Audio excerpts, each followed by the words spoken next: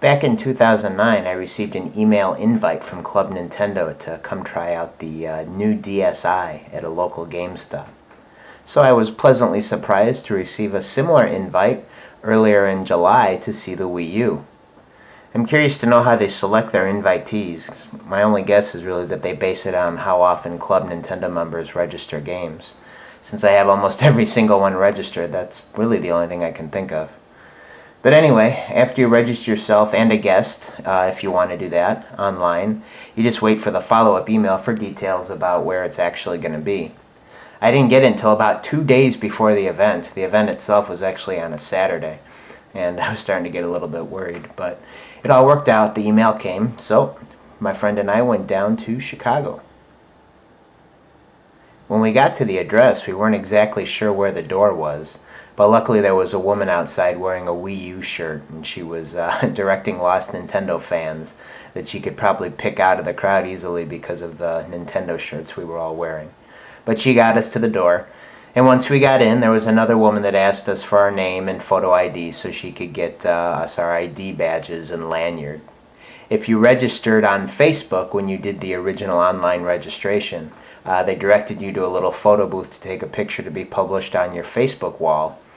It was really cool because all the information was tied to your ID badge. So all you had to do was scan it at the photo booth, take your picture, and then it was automatically published to your personal Facebook account. After the picture, we headed to the venue, which is just a large open room. It was painted white, and it was illuminated with some blue accent lights, so it was really pretty dark. But actually the glow of all the LCD TVs kind of helped light up the place a little bit better too. There was, of course, non-related music blasting with heavy bass. It's not really my thing, but oh well. There was a lot of Nintendo to be played.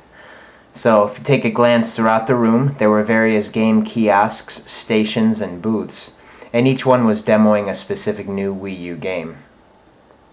Several kiosk demo games like Game & Wario, New Super Mario Bros. U, Pikmin 3, Ninja Gaiden, Zombie U, Rayman Legends, and Wii Fit U.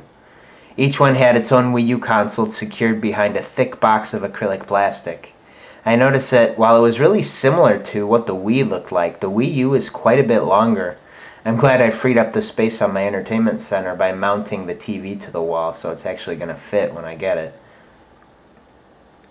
There were also 3 game stations equipped with couches for people to play the more party-oriented games that were included with Nintendoland.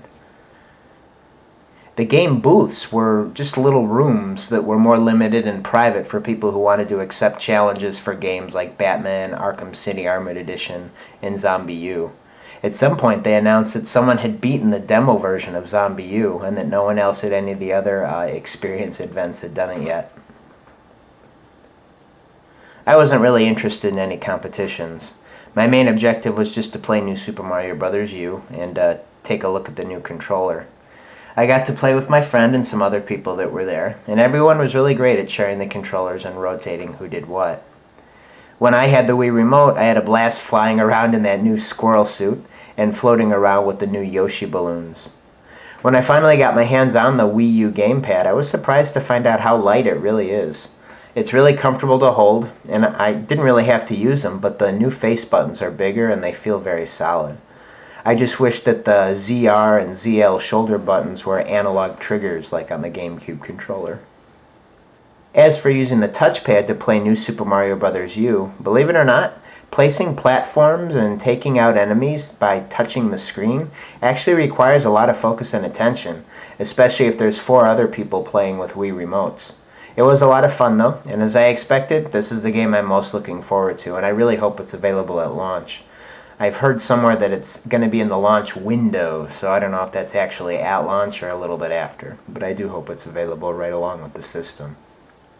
I also got to play a slalom type of mini game in Game & Wario, which is the working title for that.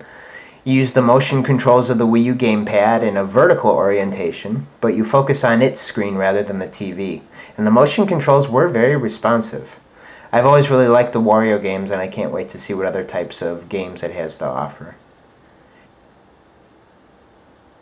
Pikmin 3 looked absolutely gorgeous. The demo is of a boss battle at some point in the game after you've gained the ability to control a whole bunch of Pikmin.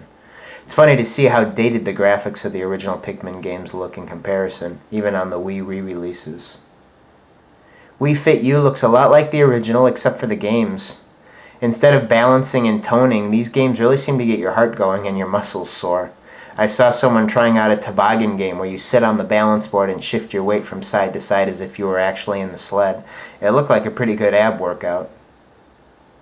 Other games available to play at kiosks that I wasn't really interested in were Rayman Legends, although it looked really good, Ninja Gaiden, and Zombie U. I did, however, get my hands on some Nintendoland games at the stations. The Legend of Zelda game focuses on Wii Motion Plus based swordplay like Skyward Sword. You go through stages on rails, strategically hacking away at enemies in order to get to the goal. You have to work as a team though, because you all share the same life meter. The Animal Crossing game focuses on the touchscreen of the Wii U gamepad.